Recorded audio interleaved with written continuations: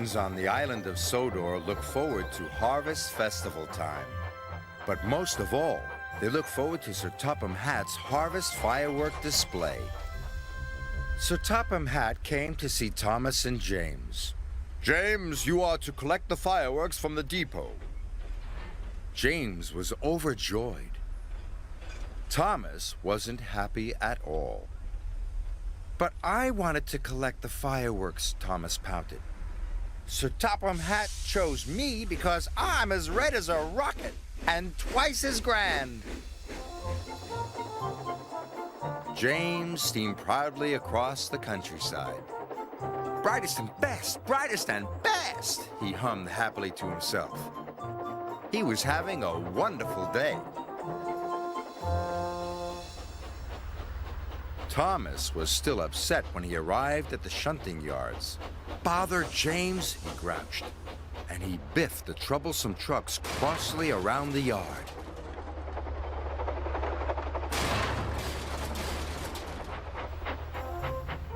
When James arrived at the depot, he was very excited. The freight cars were all ready for him, filled safely to the top with fireworks. James was coupled up with the precious cargo, and he steamed away.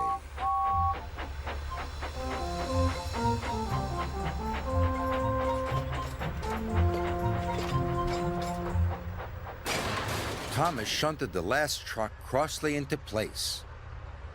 The troublesome trucks were glad that job was finished. Oh. James happily steamed along. He was thinking about the fireworks. He was imagining all the sparkles, flashes, and shooting stars when suddenly there was a loud noise. And James ground to a halt. "I will have to go and call for help," said his driver. Thomas puffed back into Knapford Station as Gordon was letting off his passengers. Children and grown-ups from all over the island had come to see the fireworks. Seeing the children cheered Thomas up, but Sir Topham Hatt looked concerned. "James has broken down," he said. "You must collect him, Thomas, and bring him back, or the fireworks display will be canceled." "Oh, no," cried Thomas. "Then all the children will be sad." And he set off to collect James. Thomas puffed across the countryside.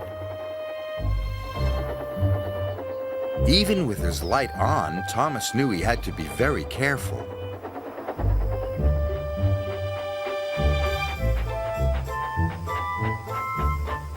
Thomas found James broken down on the track. "Hello, busted boiler," teased Thomas. "You don't look very useful now." James was upset. But when Thomas got behind James, he couldn't see ahead. "You will have to look out for me," said Thomas. James was cross. "You said I wasn't useful," he pouted. "But if the fireworks don't get to Knapford Station," puffed Thomas, "the display will be canceled." James didn't want the children to be sad, so he agreed to look out for Thomas, and they set off together.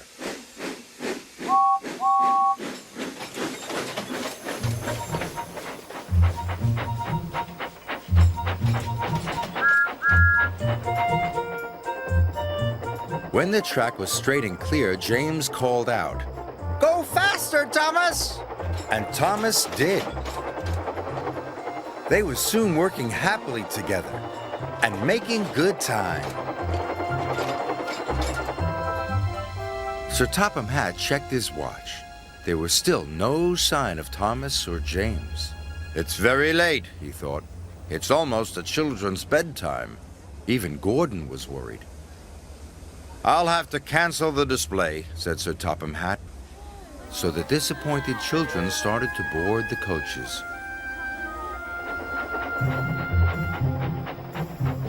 At last, they could see the signal lights.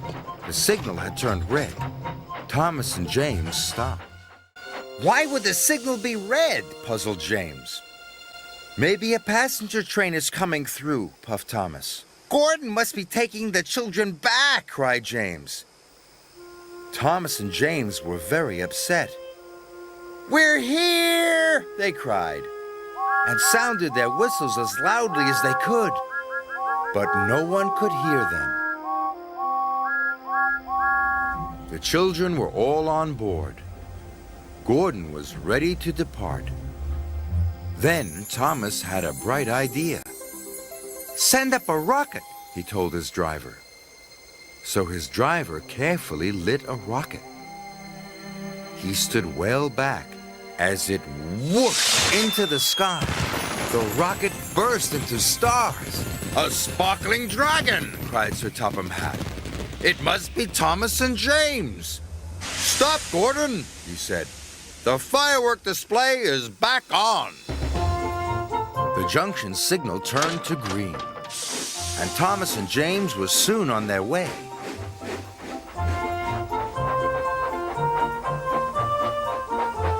James and Thomas were soon at the station. The children cheered. Good work, Thomas, cried James happily. And good work, James, agreed Thomas. Good work, both of you, boomed Sir Topham Hatt. That night, Thomas and James watched the fireworks together. I think we are both useful engines, said James proudly. But we are most useful when we work together, puffed Thomas.